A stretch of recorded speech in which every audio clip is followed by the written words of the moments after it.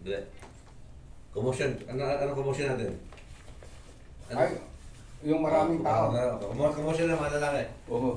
Oh,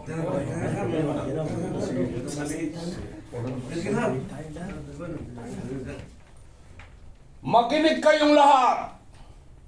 Hinihiling ng ating Emperador Zero ang inyong mga pandinig upang maunawaan ninyong mabuti ang kanyang talumpati. Lahat ay hinihiling na magsitayo, tanda ng paggalang sa ating Emperador Zero. Salamat sa iyo, Metridad.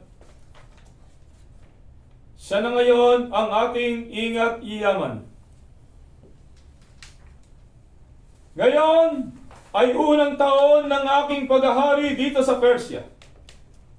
Natupad ang sinabi ni Yahweh sa pamamagitan ni Propeta Jeremias, nang udyukan ako ni Yahweh na isulat at ipahayag ko sa buong kaharian ang utos na ito. Ito ang aking utos bilang emperador ng Persia.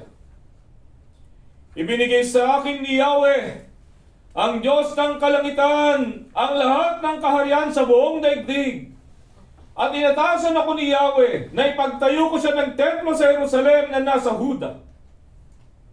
Kayo na kanyang bayan, patnubayan nawa kayo ng inyong Diyos sa pagbabalik ninyo sa Jerusalem upang muling maitayo roon ang templo ni Yahweh, ang Diyos ng Israel, ang Diyos na sinasamba sa Jerusalem.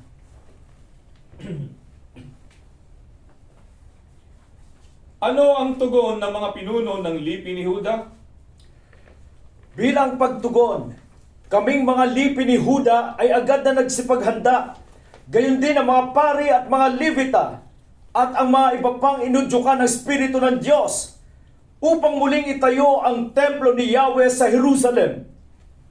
Mula naman sa mga kababaihan ng mga lipi ni Benjamin, ano ang tugon ng inyong mga pinuno at ng inyong asawa?